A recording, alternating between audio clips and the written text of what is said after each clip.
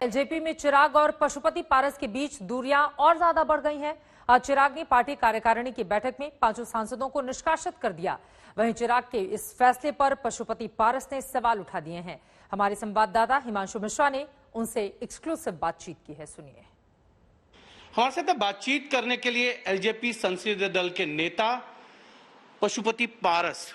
Sir, कल आपको आपके संसदीय दल ने नेता चुन लिया, लोकसभा ने भी मान लिया, लेकिन खबर आ रही है कि चिराग पासवान ने 5 सांसदों को जो है बर्खास्त कर दिया जिन्होंने आपका समर्थन किया था। 4।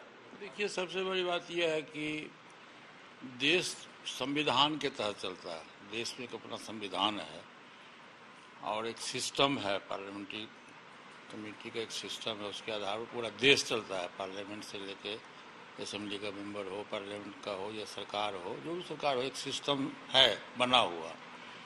तो जब माननीय लोकसभा अध्यक्ष के द्वारा लोक जनशक्ति पार्टी के 6 सांसदों का, जो पहले श्री चिराग पासवान जी संसदीय दल के नेता थे, उनको मुक्त करके और मेरे नाम की अनुशंसा हुई और नोटिफिकेशन विधिवत परसों रात में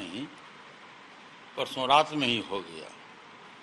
तो अब तो ये जो हास्यास्पद है, किस हैसियत से चिराग पासवान जी 5 सांसद को निकाल देंगे या सस्पेंड करेंगे, वो संसदीय दल के नेता रहे ही नहीं। आज उन्होंने कहा कि उन्होंने जो है राष्ट्रीय कार्यकारिणी की बैठक बुलाई थी जिसमें ये फैसला लिया।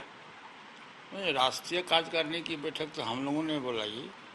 कार्य समिति की बैठक बुला करके 12 बजे दिन में, और ये फैसला लिया गया कि चूंकि हमारे पार्टी के संविधान में एक व्यक्ति एक पद है, जो हमारा पार्टी का संविधान है, संविधान की कॉपी मेरे पास में है, उसमें है एक व्यक्ति एक पद,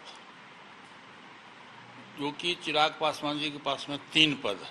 एक व्यक्ति 3 पद है, जो हमारे लोक जनशक्ति पार्टी के संविधान के विपरीत है और संवैधानिक है।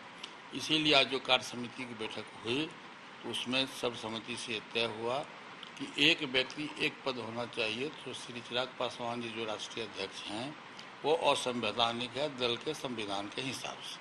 सर, आपने भी कार्य समिति की बैठक की है। आपने जो है राष्ट्रीय कार्यकारी अध्यक्ष जो है वो सूरज भान जी को नियुक्त किया है और उनको ही चुनाव अधिकारी नियुक्त किया है अगले अध्यक्ष के लिए। कब आपके नए अध्यक्ष का चुनाव है और कब कार्यकारिणी की बैठक होगी? उसमें जो कार्य समिति की बैठक आज हुई उसमें सर्वसम्मति से श्री सूरजभान सिंह जी को कार्यकारी अध्यक्ष नियुक्त किया गया और उनको ये निर्देश दिया गया कि आप 5 दिनों के अंदर में नेशनल एग्जीक्यूटिव की बैठक बुला करके और राष्ट्रीय अध्यक्ष का चुनाव करा दें।